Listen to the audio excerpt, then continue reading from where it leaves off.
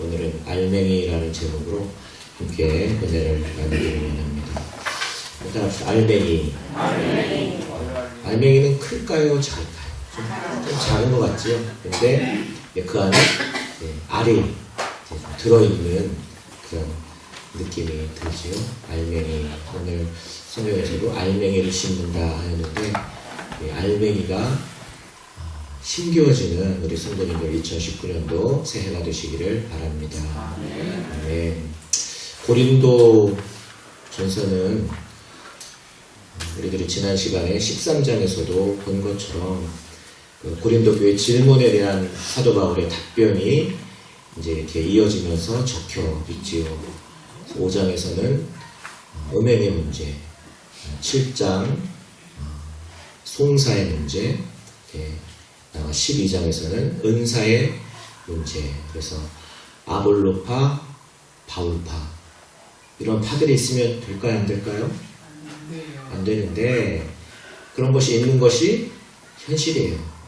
그래야 하는 것과 그런 것 사이에서 당황하지 마시고 고린도 교회도 그랬으니 우리 안에 어떠한 어려움도 다 인정하시고 좋은 길로 나아갈 수 있도록 인도해 주실 줄로 믿습니다.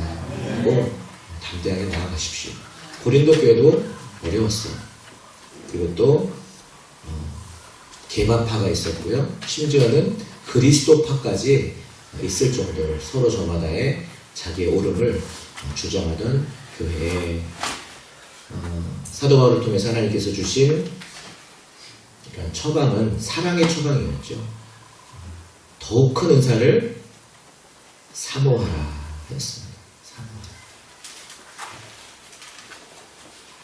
성도님들도 더욱 큰 은사를 사모하십시오.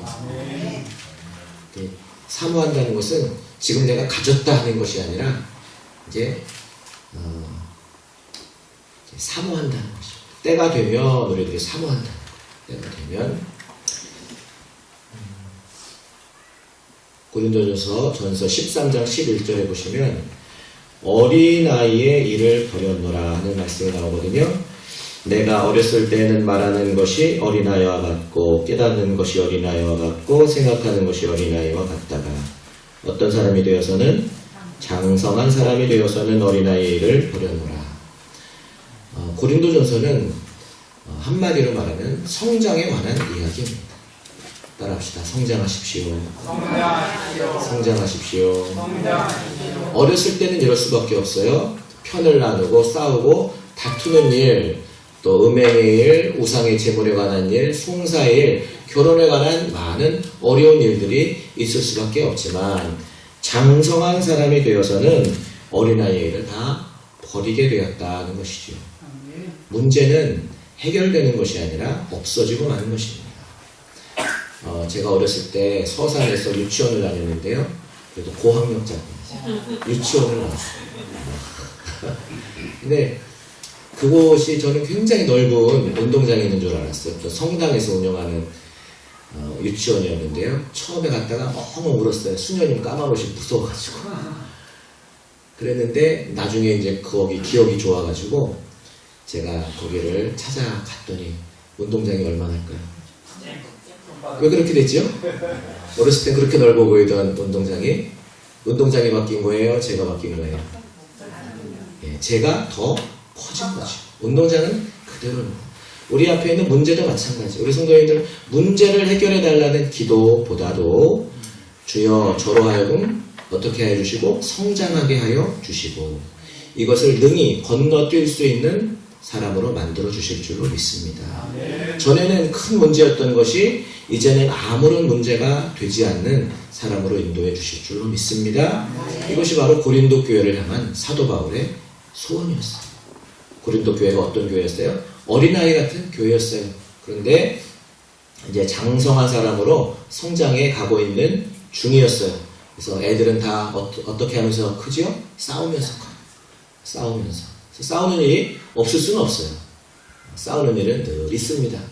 싸움이 있을 때 당황하지 마시고 우리 다 싸우면서 크는 줄로 믿습니다. 그리고 우리가 커나가면 되는 것이지 싸우지 마라 그런다고 안 싸우나요? 더 싸워요. 가서 한번 말려보세요. 그냥 더 싸우죠. 문제는 싸우지 않아야 되는 것이 아니라 우리가 커야 되는 거예요. 성숙해야 되는 것이고 자라야지 이제 그 어렸을 때 하던 일들을 버리는 것이지 하지 말라고 해서 되는 일이 아닌 것입니다. 오늘은 15장에 이제 갑니다. 이제 앞으로 지금까지는 이런 질문에 대해서 내가 대답을 해준 거예요. 사도 바울이 하나님의 은혜로 대답을 해 주신 거였는데 15장에 넘어가서는 이렇게 말합니다. 1절 형제들아 내가 너희에게 전한 복음을 너희에게 알리하노니 이는 너희가 받은 것이요 그 가운데 선 것이라. 35절 누가 묻기를 죽은 자들이 어떻게 다시 살아나며 어떠한 몸으로 오느냐 하리니. 너희들이 이제 장성하게 되고 그러면은 몸에 대해서 궁금하게 될 것이다. 우리가 예수 믿으면 영혼이 거듭나는 거 이거는 들었는데 이제는 몸에 대해서 어떻게 죽은 몸이 다시 살아나는 것입니까? 라는 것을 질문할 때가 올 것이다 라고 미리 대답을 해 주시는 것입니다. 35절, 36절 어리석은 자여 내가 뿌리는 씨가 죽지 않으면 살아나지 못하겠고. 요한복음 12장 24절 유명한 말씀이죠. 한 알의 밀이 땅에 떨어져 죽지 아니하면 한 알 그대로 있고 죽으면 많은 열매를 맺느니라. 예수님 본인을 가리켜서 해주신 말씀이죠. 한 알의 밀알이 땅에 떨어져 사실 죽어야 한다 되어 있지만 이제 죽는다기보다는 이제 그 안에서 사실은 생명이 이렇게 깨워져 나오는 것이죠. 그래서 겉에 있는 껍데기가 없어지는 것을 죽는다고 말하는 것이지만 사실 죽는다고 말하기에는 좀 그렇고 그렇다 안 죽는다고 말하기도 좀 그렇죠. 뿌리는 씨가 죽지 않으면 살아나지 못하겠고. 이제 땅에 이렇게 내려앉아서 그것이 지금 요즘 날씨처럼 따뜻하고 햇볕이 좋게 되고 또 비가 와서 촉촉하게 되면은 씨앗을 돼지가 품게 되죠.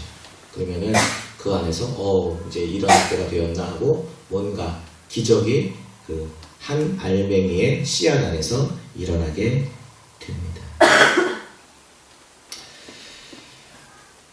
37절 또 내가 뿌리는 것은 장래의 형체를 뿌리는 것이 아니요 다만 밀이나 다른 것의 알맹이 뿐이로되.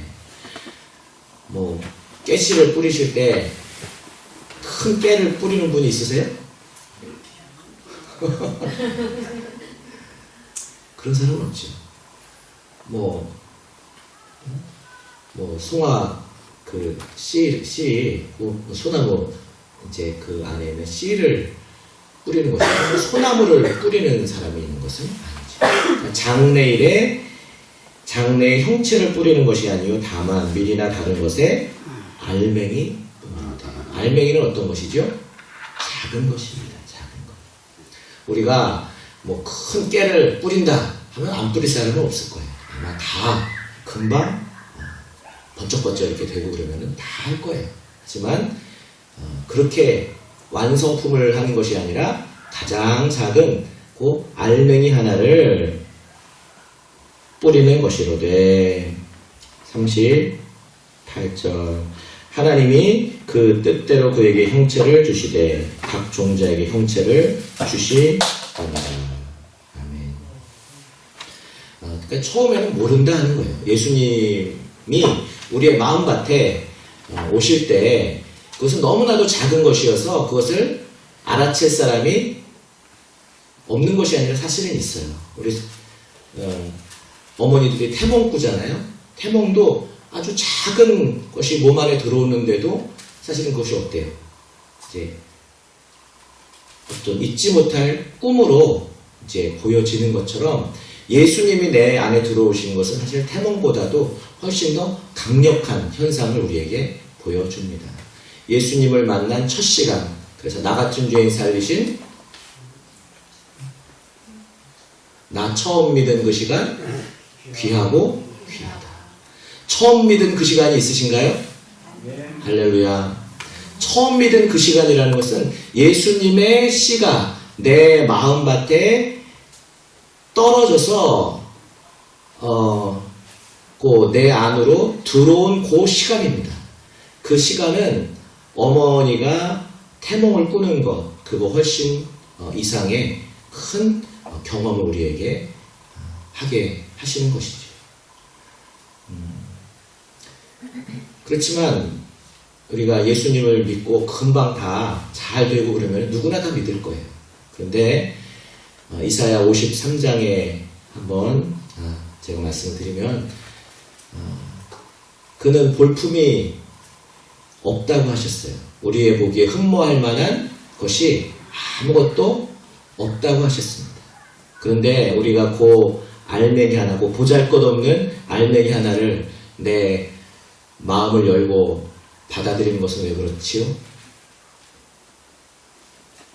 그것은 우리들이 다른 것을 그동안 많이 받아들여 보았지만 소득이 없었어요. 다른 거 농사를 많이 지어 보았지만 우리의 삶에 좋은 일이 있지 않았습니다. 사실은 예수님의 씨앗을 받아들인다는 것은요, 일생일대의 모험입니다. 그것은 내 마음의 문이 우리 성도님들 없는 것 같지만 다들 있으세요. 그래서 예수님의 씨앗을 내가 받아들이느냐 받아들이지 않느냐는 사실 누구나 다 알고 있습니다.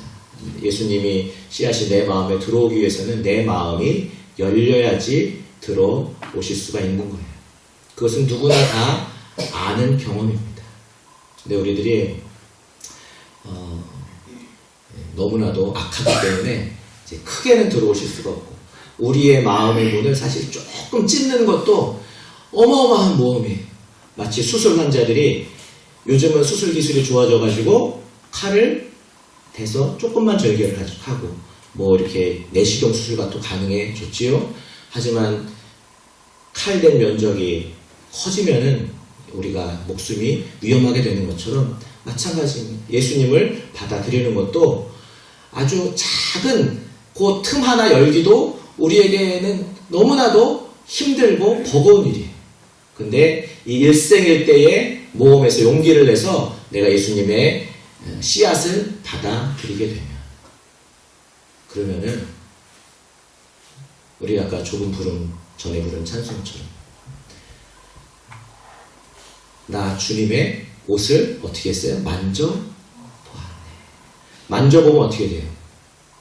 혈루의 근원이 즉시 마르는 것을 득 하고 즉시 내 몸의 모든 그동안 새던 것이 그저 막혀지게 되는 것이 이제는 내 안에 경험이 되는 것이지.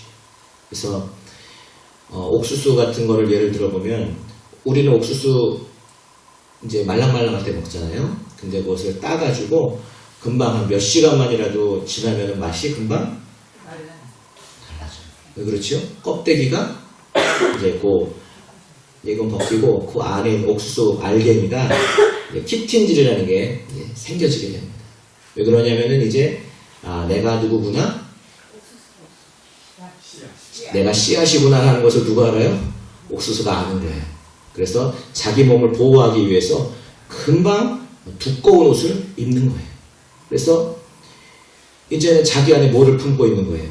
생명을 품고 있는 거예요. 씨앗을, 생명의 근원을 품고 있는 것입니다. 그래서 몸을 완전히 차단합니다.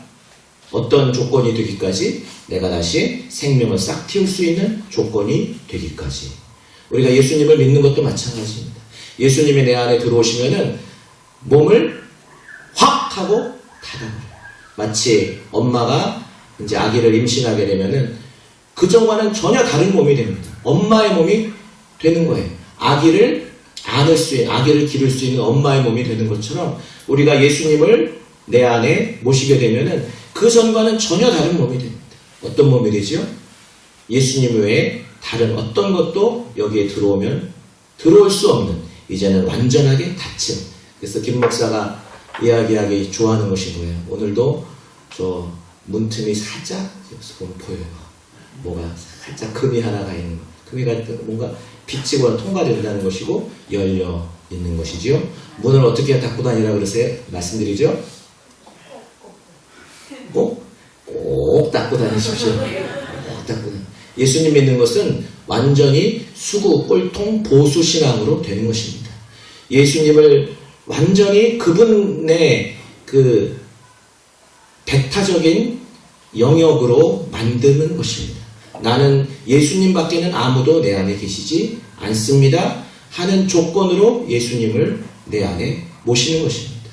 이것이 어떤 사람이요? 작은 알갱이가 밭에 떨어진 사람입니다.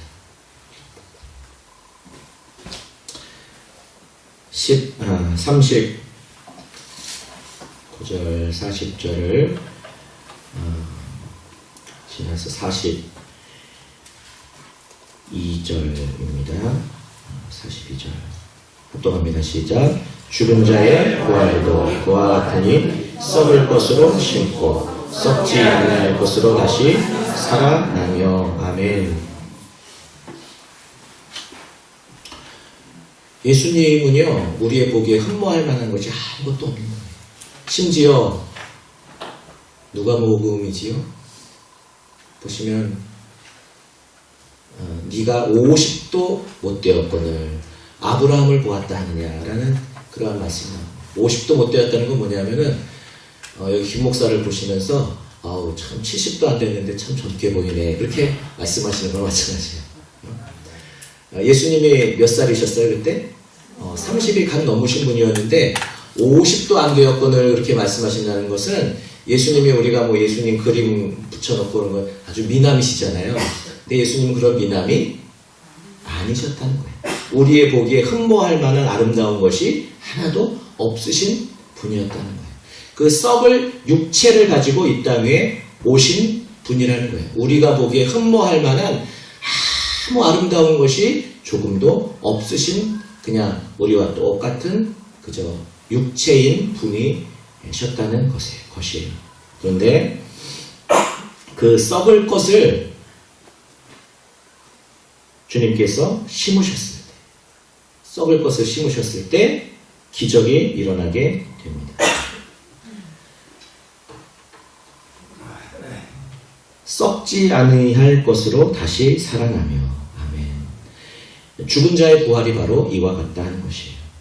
우리 주님께서 썩을 것으로 주님의 몸을 우리의 마음에 심으셨습니다. 근데 기적이 일어나는데 우리 마음에서 다시 살아나는 것은 뭐냐면 썩지 아니하는 거가 이상한 일이 내 마음속에서 일어난다 하는 것입니다. 43절 욕된 것으로 심었습니다. 우리 주님의 십자가는 이 세상에서 가장 욕된 것이 가장 처참하고 가장 비참한 것이 바로 우리 주님의 십자가입니다. 근데 이 욕된 것이 우리의 마음속에 심겨졌어요. 어떻게 심겨졌을까요? 그게 사실 기적이에요. 이것저것 다 해봤어요. 뭐 좋다는 거 다 가보았습니다. 하지만 결국 좋지가 않았어요. 그래서 정 죽게 되니까 우리가 그러면은 예수님 믿을 수 있을까? 하고 예수님 제 안에 들어와 주십시오. 그렇게 고백만 했을 뿐인데 주님께서 내 마음속으로 쑥 하고 들어오십니다. 이 세상에 좋은 거 다 해보니까 주님 찾으신 거지 주님이 좋아서 주님 찾는 사람은 이 세상에 한 사람도 없어요. 다 이것저것 해보고 안 되니까 탕자처럼 주님 앞으로 나아온 것입니다. 욕된 것으로 우리에게 심겨졌어요. 근데 기적이 일어납니다. 영광스러운 것으로 다시 내 안에서 다시 태어나는 것은 뭐냐면은 영광스러운 것이 다시 태어나게 돼요. 그것은 기적입니다. 기적이에요. 어떻게 주님의 그 작은 알갱이 하나, 그 씨앗 하나 내 마음속에 받아들였는데 그것을 제가 품었어요. 따뜻하게 했어요. 다른 아무것도 들어올 수가 없었어요. 내가 한 거가 아니에요. 내 안에 주님께서 그렇게 하신 거예요. 우리 전에 아기를 잃게 되었을 때 그때 제가 참 그때 무지를 깨달았던 것이 뭐냐면은 아무것도 지금의 현대의학에 지금 아무런 어떤 기술을 넣어도 그 태아에게 영향을 줄 수 있는 의료행위가 전혀 가능하지 않아요. 왜냐하면 그 안에는 또 하나의 우주예요. 완전히 독립된 또 하나의 생명이에요. 엄마의 몸에 엄마가 약을 먹는 것 가지고 전혀 아기에게 영향을 미칠 수가 없어요. 아기가 닫아버리면 외부에서 아무런 힘도 열 수가 없어요. 오직 그 아기가 혼자 모든 것을 다 이제 이렇게 결정한다면 좀 이상하지만 만들어 나가는 거예요. 절망도 하였었습니다만 생명의 신비를 감탄하지 않을 수가 없는 것이죠. 지금 현대의 의술로 모든 뭐 이런 거 다 만들 수 있대요. 하지만 못 만드는 것이 이제 아기 칩을 만들 수가 없다고 하는 것이에요. 그래서 이상하잖아요, 그렇죠? 엄마 뱃속에 있는데 아기와 혈액형이 달라도 아기가 태어나잖아요. 전혀 다른 세계의 생명이 그 안에서 있는 것처럼 우리 안에 예수님의 생명이 들어오게 되면 전혀 다른 분이 내 안에서 이제 자리를 잡기 시작을 하는 것입니다. 욕된 것으로 심었습니다. 내가 주님을 멋있게 믿은 거 아니에요. 죽지 못해서 믿었어. 죽지 못해서 주님 알겠습니다. 제가 잘못했습니다. 이제는 제가 주님 외에는 다른 거 이제는 바라보지 않겠습니다. 가장 비참할 때 탕자애처럼 둘째 아들처럼 고생하다가 할 수 없어서 주님을 모시어 드리게 되었습니다.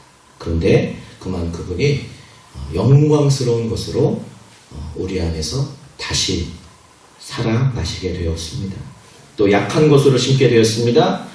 이 세상에서 예수님처럼 약한 분은 없죠. 누구에게나 다 지십니다. 누구에게나 다 지죠. 근데 강한 것으로 다시 살아나게 되었습니다. 우리도 전에는 형편없는 사람이었죠. 근데 강하게 되었어요. 그것은 내가 강하게 된 것이 아니라 내 안에 계신 예수님께서 강하게 전혀 새로운 것이 내 안에 일어나게 되었습니다. 44절입니다. 육의 몸으로 할렐루야. 따라합시다. 육체. 기독교는 육체를 사랑하는 종교. 이 세상 어떤 종교도 몸의 부활을 말하는 종교가 없습니다. 그래서 호세아서에 보시면 2장이지요. 아골골짜기로 무엇을 삼아주신다고 했어요? 어디서 들은 것 같은데, 그죠? 아골골짜기. 아골골짜기가 뭐냐면 우리의 몸이에요. 우리 육신이에요. 정말 어쩔 수 없는, 빠져나올 수 없는 늪과 같은 우리의 육신을, 아골골짜기를 조상으로부터, 부모로부터 내려오는 유전하는 죄의 덩어리인 이 몸을, 아골골짜기를 무엇으로 삼아주신다고요? 소망의 문으로. 할렐루야. 어떤 다른 아름다운 것을 따로 택하셔가지고 그것을 소망의 문으로 삼아주시는 것이 아니라 지겨운 그 아골골짜기, 전혀 벗어날 수 없는 그 아골골짜기 같은 이 몸을 하나님께서는 소망의 문으로 삼아주신다. 육의 몸으로 심었어요. 예수님이 우리 가운데 육의 몸으로 오셨어요. 그런데 신령한 몸으로 다시 살아나셨어요. 우리가 예수님이 이렇게 그래가지고 믿은 거 아니에요. 어쩔 수 없어가지고 죽지 못해서 믿었어요. 그런데 신령한 몸으로,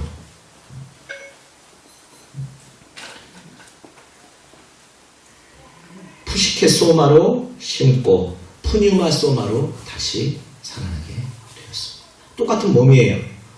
소마, 우리의 몸인데 이제 육적인 몸으로, 혼적인 몸으로 심었어요. 그때 능력이 있어서 내가 받아들인 것도 아니고 그분이 멋있었다고 어쩔 수 없이 믿었는데 그분이 내 안에서 신령한 몸으로 다시 살아나셨어요. 다 합시다. 육체. 바로 이 육체. 이 육체가 어디 다른 것을 하나님께서는 관심 있어 하시는 것이 아니에요. 우리의 이 육체. 전에는 악을 골짜기 같은 이 육체를 이제는 소망의 문으로 삼아주시는 역전의 하나님, 기적의 하나님이 바로 저와 여러분의 하나님이십니다. 45절 기록된 바 첫사람 아담은 생명이 되었다 함과 같이 마지막 아담은 살려주는 영이 되었느니라.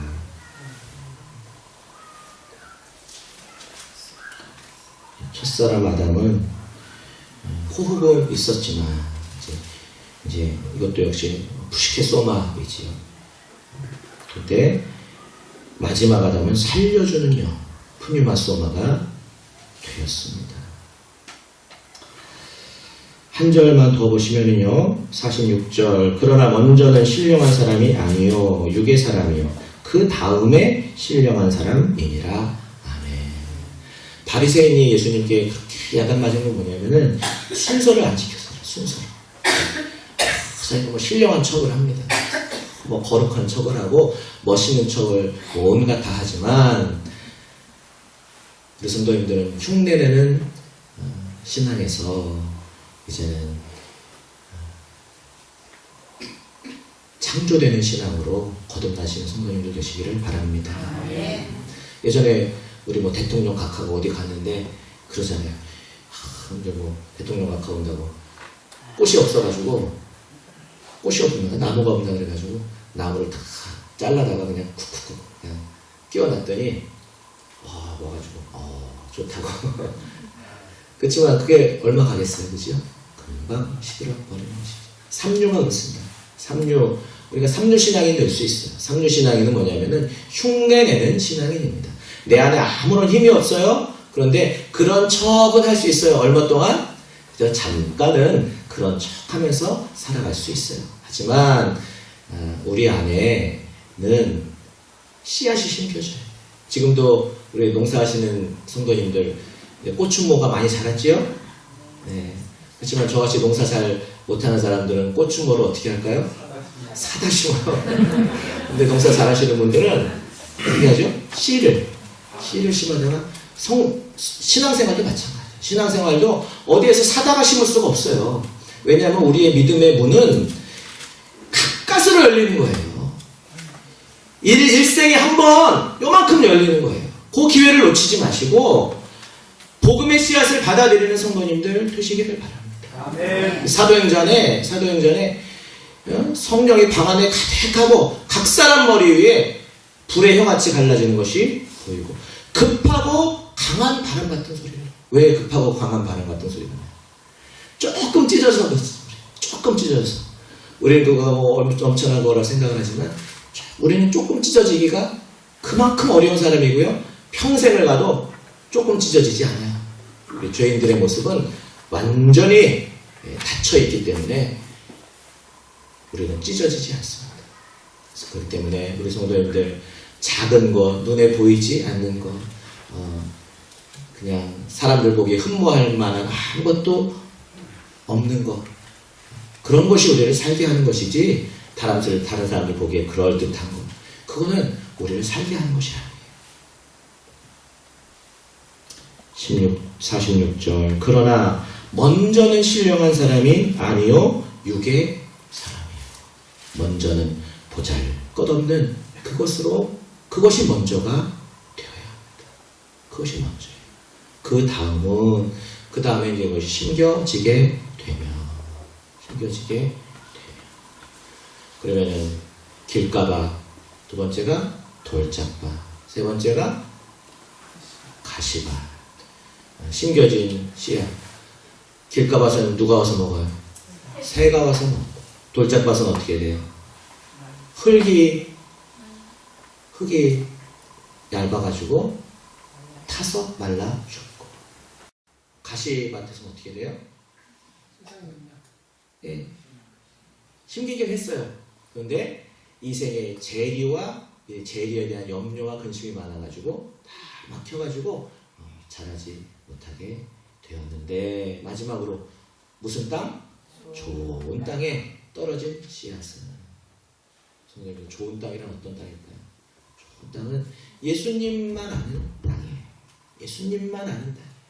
예수님이 심겨졌으면 다른 것에 대해서 배타적인 사람이 되는 신앙이에요. 주님밖에는 모르는 그 사람이 결국 주님의 사람이 되는 것이지. 그래, 한 가지만 더 질문을 합니다. 어머니가 자식을 낳아요? 아버지가 자식을 낳아요? 어머니가 낳아요? 아, 큰일 났네. 네? 누가 낳아요? 또 금방 바뀌시네.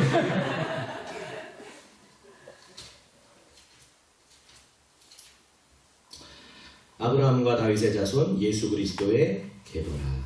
아브라함이 이삭을 낳고, 이삭은 야곱을 낳고, 야곱은 유다와 그의 형제들을 낳고. 누가 낳아요? 아버지가 낳아요. 아버지가 낳는 거예요. 아버지의 일을 우리 가운데서 행하시는 거예요. 하나님 아버지도 아버지의 일을 행하시는 것이지 나와 관계없어요. 나는 밭으로 내어 드릴 뿐입니다. 알갱이 하나가 우리의 전체 삶을 변화시킵니다. 함께 기도하시겠습니다. 은혜로우신 하나님 감사드리옵나이다. 저희들로 하여금 아버지 하나님이여 결코 벗어날 수 없었던 이러한 높은 담, 우리 하나님께서 우리 가운데 고통을 허락하여 주시고 고난을 허락하여 주셨어도 우리들 더 벽을 두껍게 하였을 뿐이지만 하나님 이제 때가 차서 하나님께서 구원하기로 약속된 자녀들은 다 이제 따뜻해지고 촉촉해지게 하여 주시어서 마음이 녹아지게 하여 주시어서 말씀의 씨앗을 품을 수 있는 좋은 땅으로 변화시켜 주신 것 역시도 하나님의 은혜인 줄로 믿습니다. 이제 우리 안에 심겨진 씨앗 아버지 기적이 일어났사오니 아버지 신령한 일들 세상이 전에 한 번도 경험하지 못한 일들이 우리 가운데 일어나게 될 줄로 믿습니다. 예수님 이름으로 기도 올리옵나이다. 아멘.